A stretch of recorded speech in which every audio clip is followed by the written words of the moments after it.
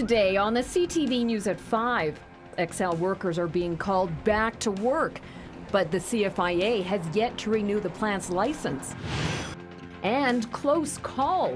A southern Alberta man tells his story of a run-in with not one, but two grizzlies.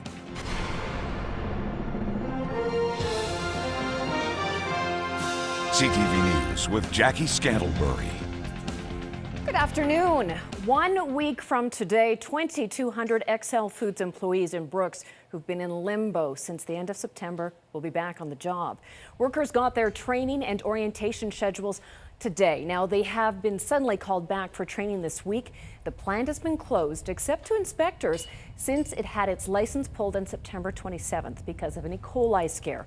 Although the plant is calling back workers, the CFIA, the Canadian Food Inspection Agency, tells CTV it has not reinstated the plant's license. The plant's new managers spent last week in Ottawa. Employees will be back training this week, and as we said, the plant will reopen Monday.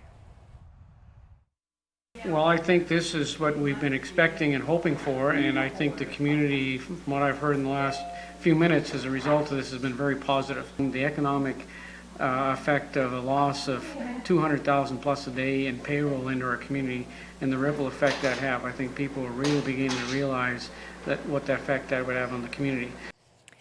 Meanwhile, the dumping of more than 1,000 metric tons of beef from XL Foods continued today. That's upwards of 40 tractor trailers that are dumping the beef and trim into the contaminated waste portion of the Newell Regional Landfill. Overseeing every step of it are inspectors. And the leader of the official opposition in our province is now backing away from some controversial tweets over the weekend.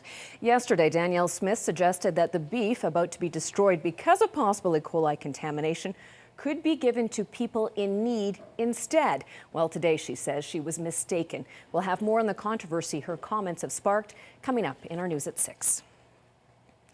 Folks in southern Alberta and southeastern BC are getting prepared for the first real blast of winter weather. A snowfall warning is in effect. Environment Canada says the heavy snowfall will start tonight and continue into Tuesday. The warning stretches from Old and Sundre to the north, straight down to the Canada-US border in the south, from the Kootenays in the west to Medicine Hat and the Cypress Hills in the east. Most areas could see between 10 and 20 centimeters of snow, while the heaviest should fall in the Claresholm and Brooks areas. They should see up to 25 centimeters. In Lethbridge, city transportation crews have been getting ready.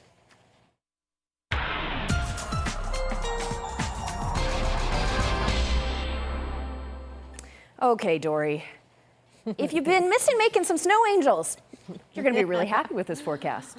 Yeah, you're going to be really excited. Oh, boy. Yeah, well, I mean, it's October, you know, it has to come. And this is the real first blast of winter-like weather. It's still fall, but this is really winter-like weather that's coming. All stems from a low-pressure system that's anchored off the coast of Washington State. Big swing around from that system coming up from the south. That's what's going to clobber everybody. I'll have more details coming up in a couple of minutes. All right. Thank you, Dory. Autopsies were conducted today in Calgary in the bodies of two men killed in an apparent murder-suicide in Medicine Hat. It happened Friday night in a home on the Southeast Hill.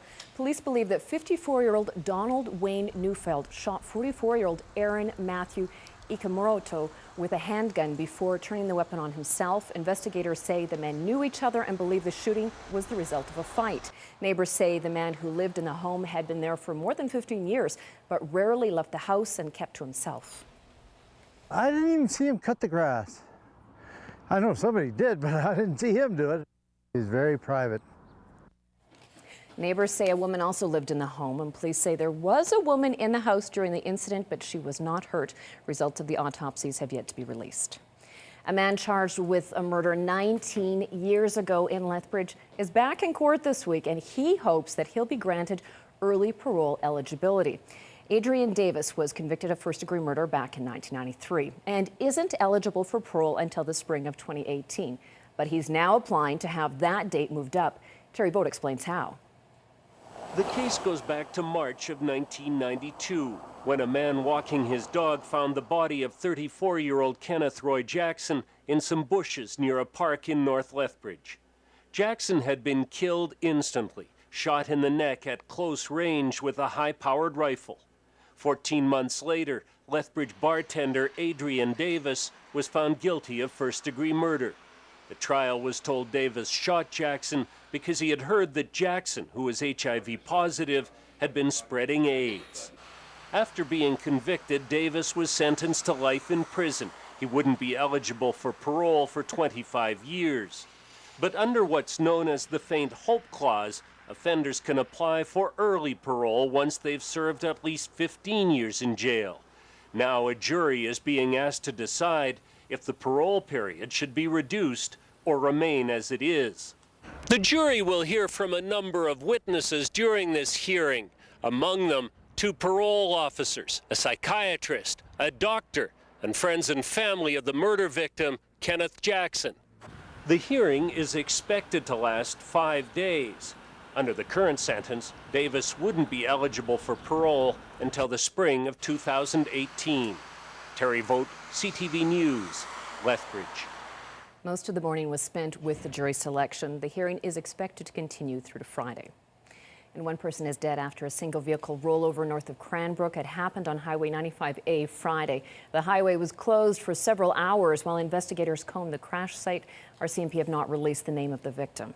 And a 45-year-old Siksika woman was charged with second-degree murder after a death on the nation Sunday. EMS responded to a call, and despite life-saving efforts, 65-year-old Roberta Ironshirt died at the scene. A cause of death has not yet been released. An autopsy is scheduled for tomorrow. Michelle Earp is due in court on Thursday.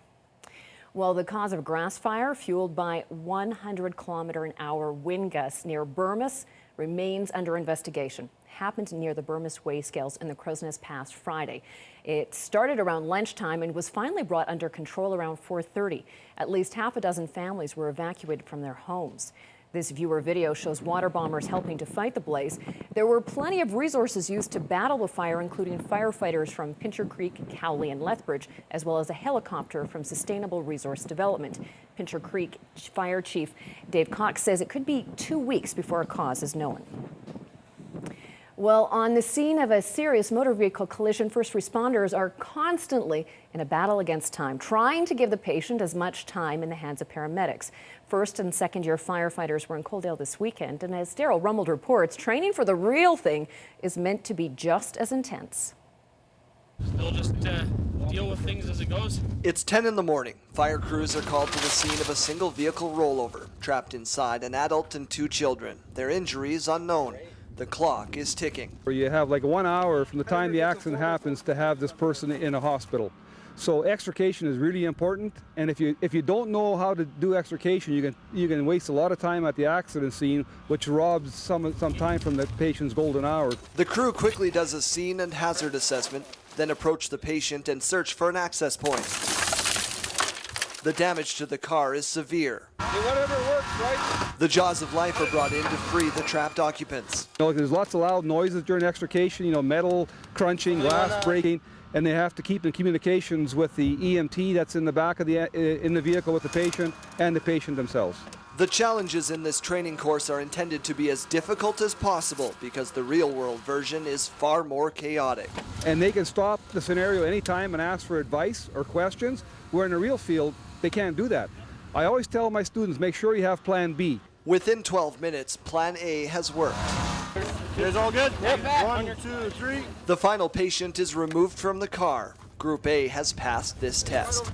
As a volunteer fire chief, to take this knowledge home for the other volunteers is priceless, because we run into this situation too. MVCs are everywhere. Just because we're volunteer, we're not exempt. In each scenario, a car is destroyed, a person saved, and valuable lessons learned, helping first responders save time that could help save a life. Coaldale's fire chief says, like many rural departments, his crew deals with far more injury collisions in a year than they do actual fires. Of the roughly 50 they responded to last year, 8 required extrication. Courses like this are being taught every Monday, Wednesday, and Saturday, and they're always full. Daryl Rummeld, CTV News, Coaldale. Members from 7 different area fire departments were involved in Saturday's course. A City of Lethbridge report says thousands of families have been touched by funded programs. The Community and Social Development Committee hosted a program fair showing off the family and community support services offered within the city today. Funding comes from the municipal and provincial governments and goes towards 24 local agencies. Organizers say as the city's population is changing, they need to be more aware so they can intervene to make a healthier community. And many of the programs serve low-income families. The poverty rates, while we're working on those, children and families who experience poverty often experience difficulty accessing services, and some of the programs that we fund are designed to mitigate that and help those individuals and families. The Family and Community Support Services program is unique to Alberta. Every municipality gets the grant based on population. A southern Alberta man is relieved to be telling the story of his close encounter with 2 grizzlies. I was climbing up back to my car, and up above I heard a grunt and snort, and it is blood-curdling and spine-chilling. County of Lethbridge manager Dennis Shigematsu was by himself trying to photograph a bald eagle at Mini Glaciers Park in Montana, but met a mother and a baby grizzly bear instead. When the bear spotted him, they charged and stopped within 30 meters of where he was standing.